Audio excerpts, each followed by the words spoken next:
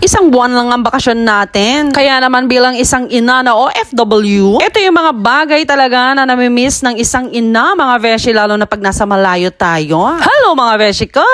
Another day, another mini vlog. Abay, syempre dahil busy tayo sa pagiging isang ulirang ina, medyo na late na nga ang pag-upload ng video na ites. Dahil ang video na to ay ganap ka nung noong Father's Day, mga beshi, dahil isipan nga namin ng aking bunso na puntahan ng ate niya sa kanyang work sa Mega Mall. At habang nga inaantay namin makapag-out ang aking Jota, abay mga kasama kong boys, mga beshi, iniwan ako sa gilid. Alam niyo naman mga teenager ngayon, mga beshi, ayaw nila na may nakabantay. Kaya hinayaan ko na nga lang sila na sige, magliwaliw kayo without me. Siyempre, takapagsimba na din kami dyan, mga beshi. At dahil nga dun sa ina-expect naming oras na pag-out nga ni ate, ang aking Jota sa kanyang work, dahil nga Father's Day, medyo nag-extend siya ng oras. Kaya naman heto, kaysa naman paltus-paltus yung pit kong kakaupo doon, nagliwaliw na muna ang beshi niya at nag-ikot nga heto.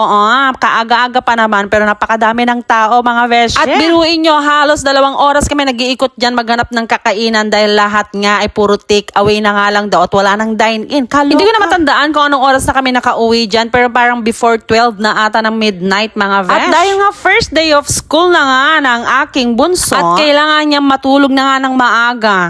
Abay, ilang oras na lang ang tulog niya, mga beshi, dahil ang sabi niya 4 AM nga daw siya magigising. Kaya naman ang ginawa ko, habang nagkakwentuhan kami, nagplansya na nga ako ng damit niya para dire-diretso ng bihis niya bukas. Yes, syempre naman feel na feel ng beshi niya magplansya ng uniform, no? Katagal-tagal ko din namang hindi nagawa ites. At dahil nga bilis naman nakatulog ng aking bunso, mga beshi, haya, nakachika na lang si ate dahil parehas naman kasi kaming chismosa ng aking panganay. At dahil nakapagplansya na nga tayo ng polo at saka ng pants ng aking bunso, mga beshi, naisip ko, linisan na din yung sapatos niya ng gigitata. Ewan ko ba kung saan nago, mga beshi, Diyos ko, pakadaming buhok ng kanyang alagang aso. At kinabukasan nga ng 4 AM, mga beshi, abay hindi pa ako natutulog dyan. Kasi ba naman sa tagal kong hindi nakauwi dito sa Pinas, mga beshi, ba nag-a-adjust pa ako ng oras. Kaya nga nangyayari, mga beshi, gising ako ng gabi at tulog ako ng araw.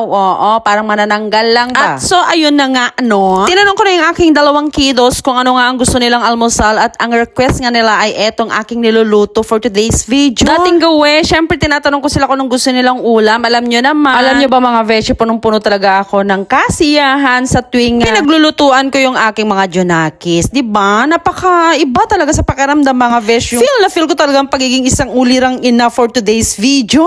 Abay, full package na natin ang pag-aasikaso, mga beshi, dahil tinimplahan ko din siya mapainit ng kanyang sikmura. Syempre, mga beshi, 4:30 AM pa lang dyan, kailangan niya talagang uminit ang kanyang sikmura habang kumakain ng kanin. Ayan, nagre-reklamo na naman siya kasi. So daw niyang warm water ang kanyang hot chocolate, mga besh. Kaya ayan, lalagyan ko na lang siya ng tubig para mainom nga niya. Syempre, isa na naman sa feel na feel ko yung nag-aabot ako ng baon ng aking Jonakis. Sabi niya, ma, alis na ako. Sabi ko, wala ba akong kiss dyan na? Kaso mukhang nakakalimot ako, 17 years old na pala siya. Pag mga ganyang edad na pala, ay na palang nilalambing sila ng kanilang mama. Ako naman kasi, Diyos ko, alam niyo naman ang isang mama, walang mga edad-edad, basta Jonakis, gusto laging malambing, ganun. Kaya hayan, wala na lang akong choice, kundi videohan na lang siya hanggang sa pagliko niya papuntang elevator, ganun. Bye!